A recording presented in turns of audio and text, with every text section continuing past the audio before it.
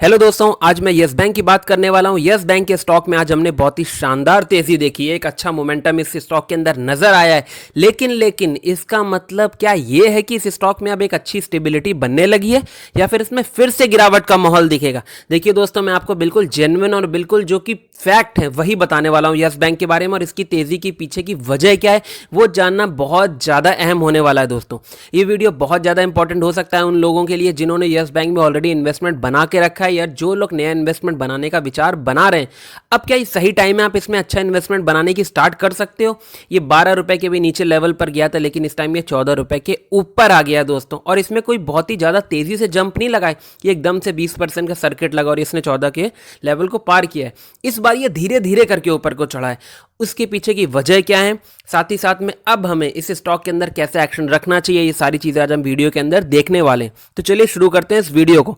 मैं सुमित आपका आपके अपने चैनल में बहुत बहुत स्वागत करता हूं। अगर आपने अभी तक इस चैनल को सब्सक्राइब नहीं किया तो शेयर मार्केट से जुड़ी सारी अपडेट्स को पाने के लिए इस चैनल को अभी सब्सक्राइब कीजिए एंड बेल आइकन जरूर प्रेस करिएगा। दोस्तों, सबसे पहले हम देख लेते हैं इस स्टॉक का आज का कारोबार।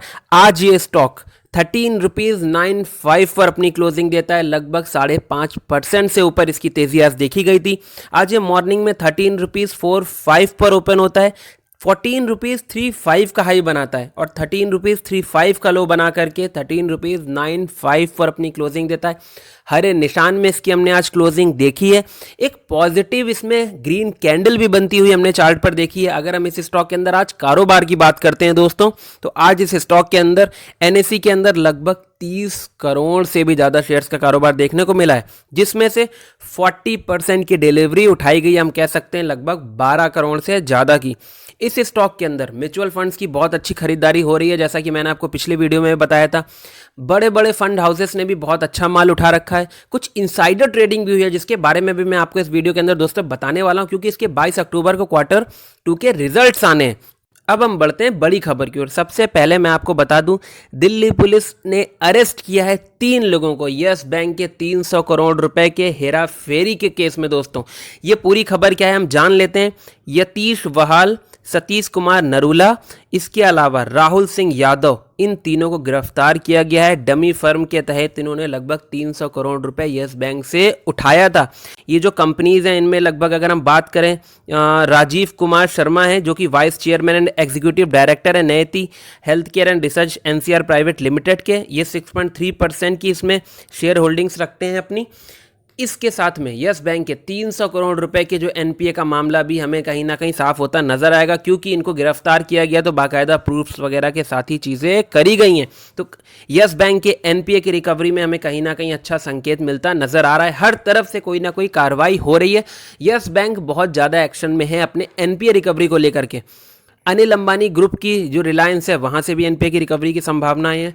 इससे पहले भी सीबीआई वगैरह के साथ में मिलकर भी पुलिस काम कर रही है और यस बैंक के एनपीए की रिकवरी हमें जल्दी से जल्दी होते और भी जगह से दिखाई देगी।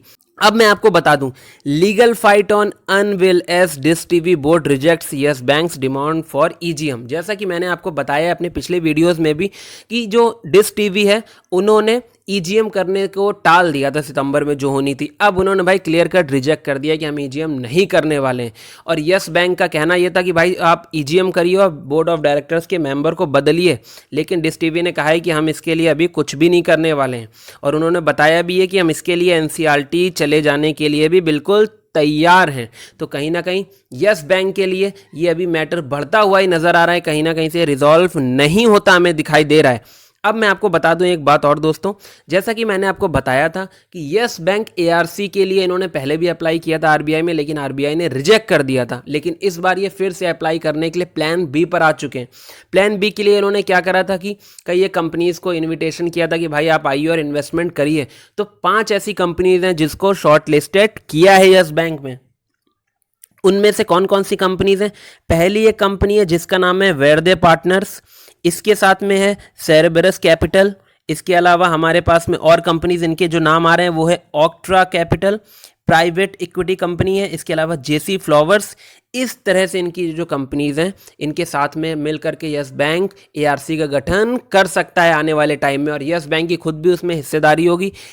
एनपीए की रिकवरी में सुधार होता हुआ हमें नजर आता है, तो यस बैंक के स्टॉक में भी बहुत अच्छा मोमेंटम नजर आएगा।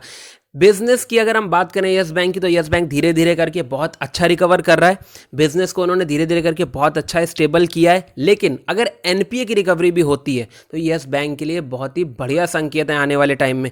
जैसा कि मैंने आपको पहले भी बताया है कि यस बैंक पिछले टाइम में एक बहुत ही शानदार बैंक था दोस्तों, जो कि आईसीआईसीआई एचडीएफसी बैंक के साथ में मिलकर काम करता था। लगभग हम कह सकते हैं यूपीआई ट्रांजैक्शंस जो पहले होते थे 35% यस बैंक के ही थ्रू होते थे। लेकिन जब से ये घोटाले वगैरह सामने आए हैं उसके बाद से यस बैंक का परफॉर्मेंस लगातार गिरा है। आरबीआई को, गवर्नमेंट को भी यस बैंक की इंपॉर्टेंस की समझ थी, इसी के चलते यस बैंक को कहीं मर्ज नहीं किया गया। यस बैंक को अकेले स्टेबल रहने के लिए कहा गया। गवर्नमेंट ने भी उसमें फंड डाला। आरबीआई ने स्टेट बैंक ऑफ इंडिया को इसकी कंट्रोलिंग दी। उसके बाद से यस बैंक के परफॉर्मेंस में लगातार सुधार हुआ है और इस टाइम पर अब यस बैंक दोबारा से एक स्टेबिलिटी पर आ रहा है। कुछ ऐसे बड़े एनालिस्ट हैं जो कि इसको लेकर के बहुत निगेटिव व्यू भी रखते थे, आज वो इस स्टॉक का लेकर के पॉजिटिव व्यू भी दिखाई दे रहे हैं।